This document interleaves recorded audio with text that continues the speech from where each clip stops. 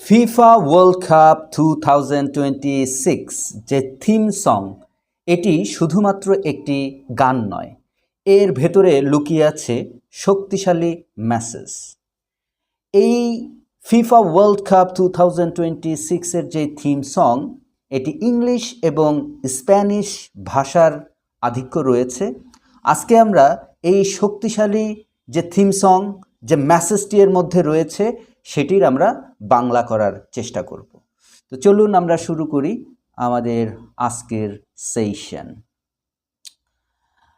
এখানে আপনারা দেখছেন একটি লাইন রয়েছে যে you knew from the day you were born. You knew from the day you were born. এটির বাংলা মানে কি? একটু যারা ভিডিওটি দেখছেন ইংলিশ থেকে বাংলা করার চেষ্টা করবেন। আল হেল্প ইউ, আমি আপনাদেরকে সহযোগিতা করব এবং এর ভেতর দিয়ে আমরা শক্তিশালী মেসেজটি নেব এবং স্পোকেন ইংলিশের যে যাত্রা সেটি ইনশাআল্লাহ আমরা শুরু করব।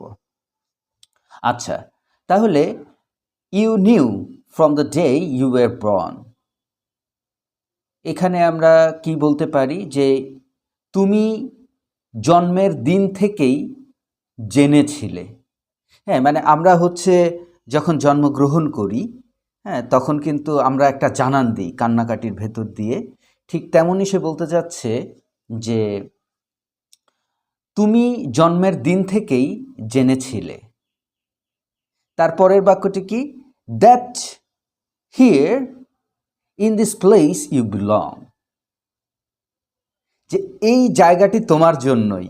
হ্যাঁ, এই জায়গাটি তোমার জন্যই। পৃথিবীর বিখ্যাত ব্যক্তি বিভিন্ন দেশে বিভিন্ন জায়গায় জন্মগ্রহণ করেছে।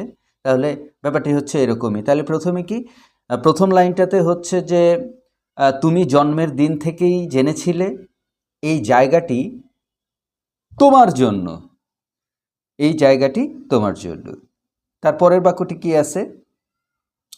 যে you been this brave all along.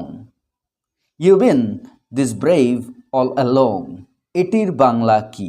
আসলে কি, আমরা যারা ট্রান্সলেট করতে চাই, এটার কিছু ব্যাপার আছে, এর ভাবটা বুঝতে হয়।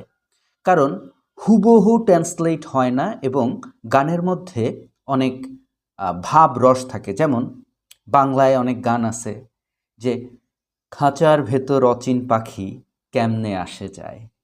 এখন এইটার খাঁচা, এইটার পাখি তো এক জিনিস না। এটার ভাবটা